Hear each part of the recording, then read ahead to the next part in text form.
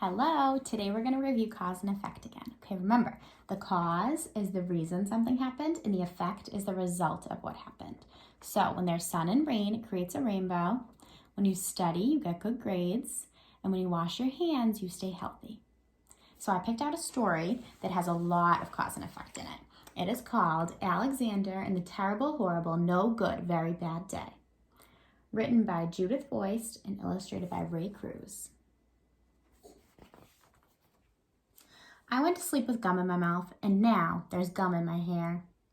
And when I got out of bed this morning, I tripped on the skateboard, and by mistake, I dropped my sweater in the sink while the water was running, and I could tell it was going to be a terrible, horrible, no good, very bad day. Oh, so he already has a few causes of why it's having a bad day, right?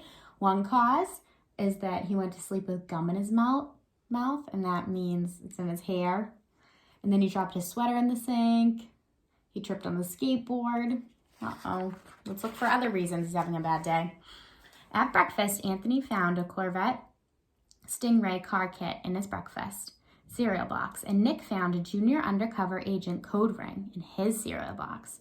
But in my cereal box, all I found was breakfast cereal. I think I'll move to Australia.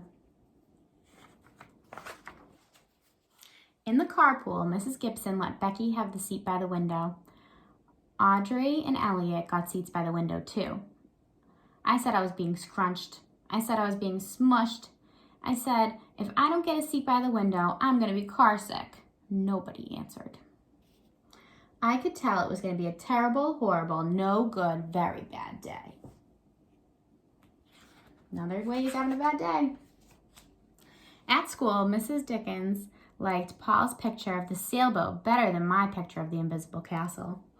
At singing time, she said I sang too loud. At counting time, she said I left out the number 16. Who needs 16? I could tell it was going to be a terrible, horrible, no good, very bad day. I could tell because Paul said I wasn't his best friend anymore. He said that Philip Parker was his best friend and that Albert was his next best friend and that I was only his third best friend. I hope you sit on a tack, I said to Paul. I hope next time you get a double-decker strawberry ice cream cone, the ice cream part falls off the cone and lands in Australia.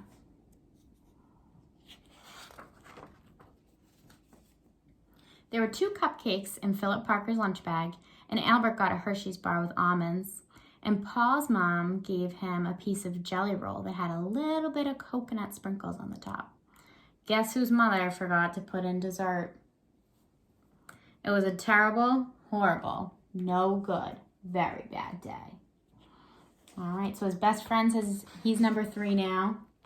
His mom forgot to pack a dessert in his lunchbox. Oh, all these things are causing him to have a bad day.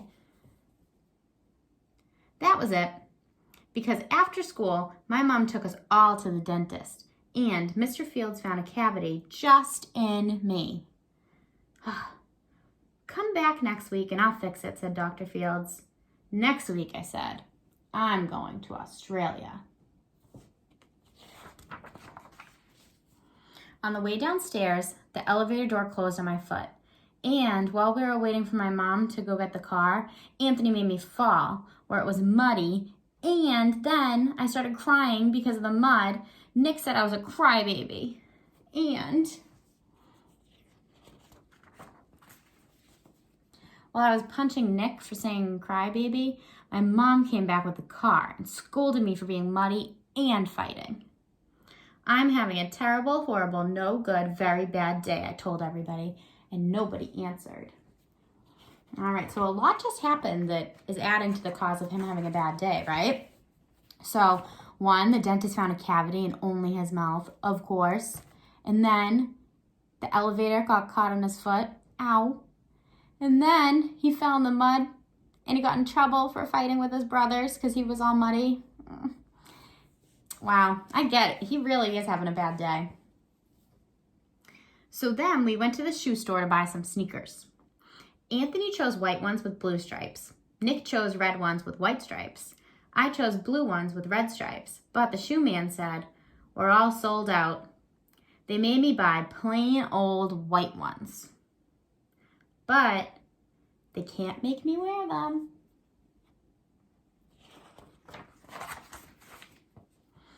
When we picked up my dad from his office, he said I couldn't play with his copying machine, but I forgot.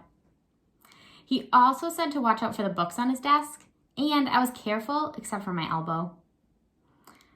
He said, don't fool around with his phone, but I think I called Australia. My dad said, please don't pick him up anymore. It was a terrible, horrible, no good, very bad day.